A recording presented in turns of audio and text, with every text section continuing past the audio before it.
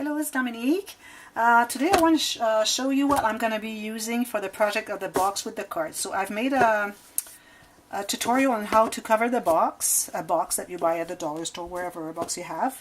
And after that I showed the project when the box was finished and all the cards that I had inside. So I had a few people asking me how I mounted the cards and everything. So I decided that I would redo another project because I don't have that one that I had made before to show you because someone bought it.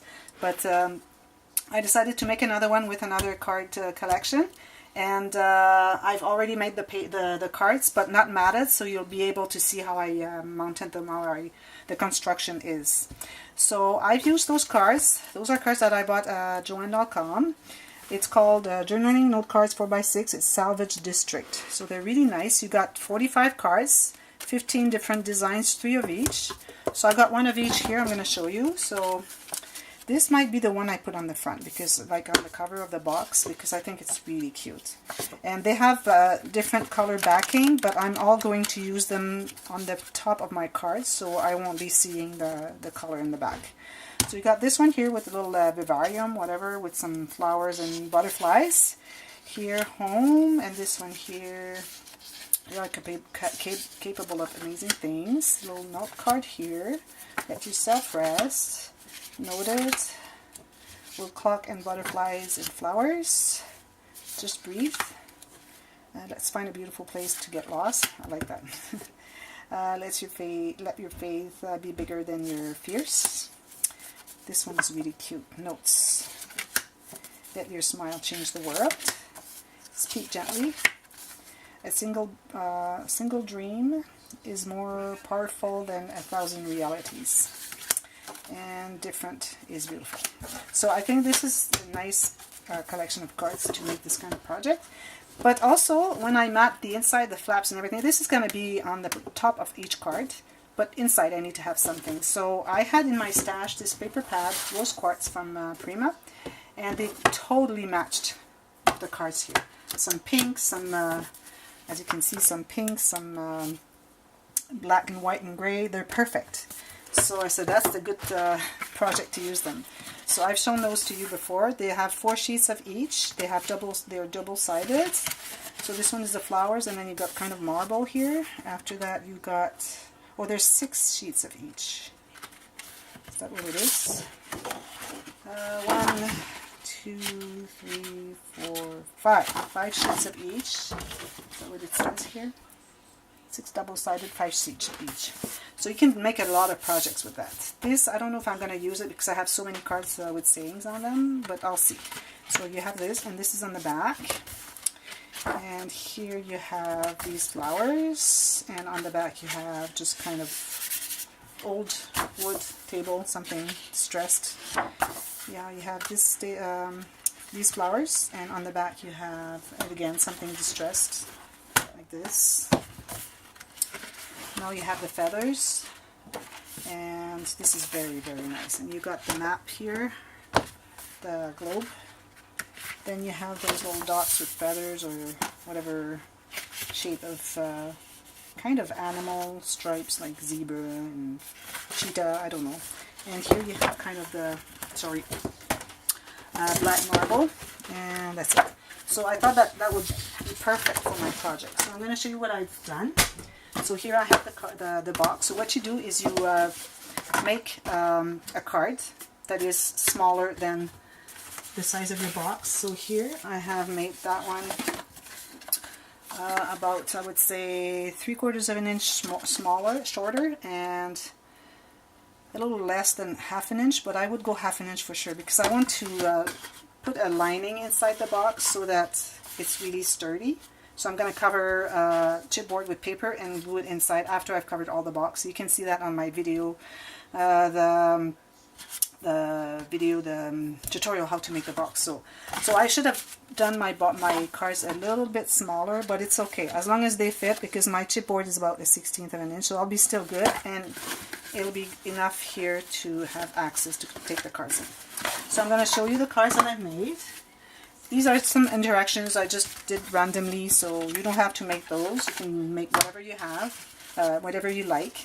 So this one here is opening like this with a ribbon, and here, because I have to mat this first before I put my cards for the waterfall, I just put those cards there. So I'm going to mat that, and then I'm going to glue all those little cards there.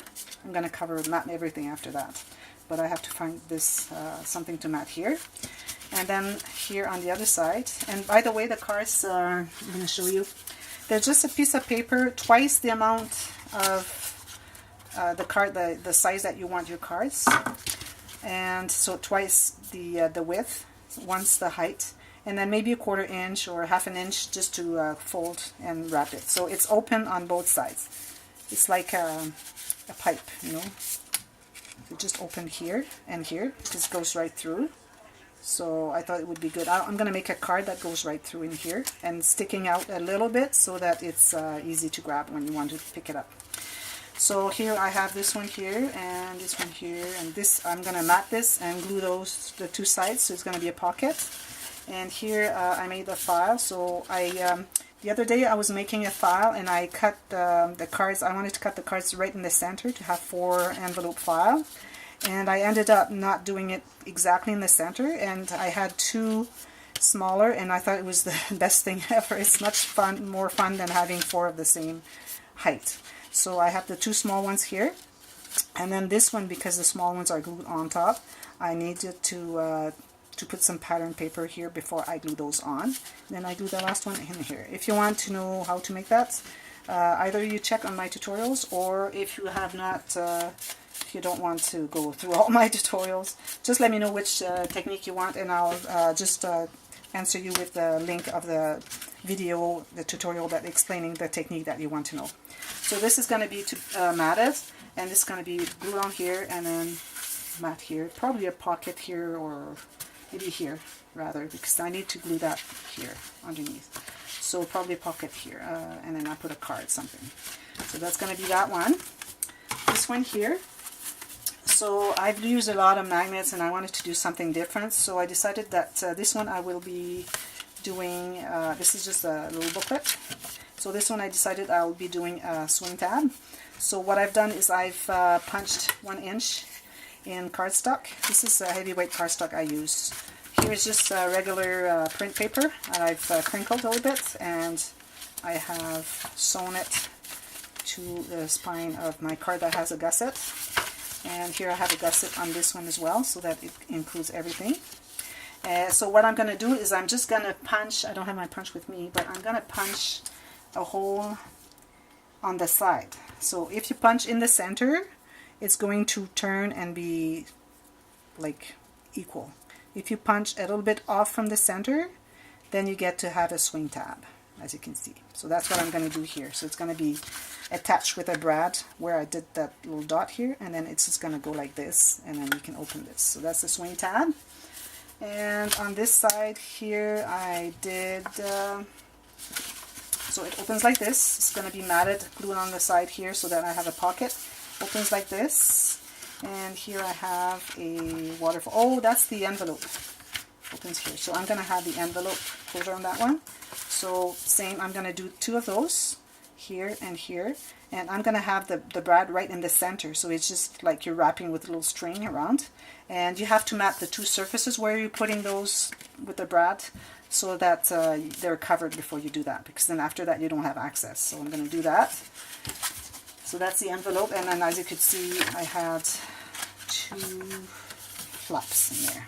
And the first one, that's the lower one, because it includes the paper here and the photos and the matting with the cardstock. So I allowed a little gusset of about, I would say, 1/16 of an inch.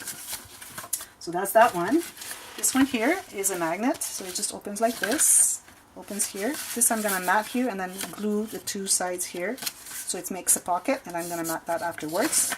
And this one here is just like this, and I am going to mat this and then put a little bit of glue here to make a pocket, and I'm going to mat all that. So this is just easy, like you just have a piece of paper, you make a line so that you know where it's folding for the kind of a seam that's glued onto the page, and then you allow a gusset, and then you just fold wherever you want. that's all I did here. So I have this piece here. This one I did not allow a big gusset because it's not wrapping so much. This one is wrapping more. And you just fold. Make sure you have some paper to glue onto your page on the edge of the page. As you can see, it's right there on the edge. You always taper your corners. And then you just fold what you want. And when you have extra, you just leave it there. And then after you mat it, you glue the two little sides here, and then you get to have a pocket. And you don't forget to mat that one too. So they're all easy to make like that. You just fold whatever you want. This one here, another magnet.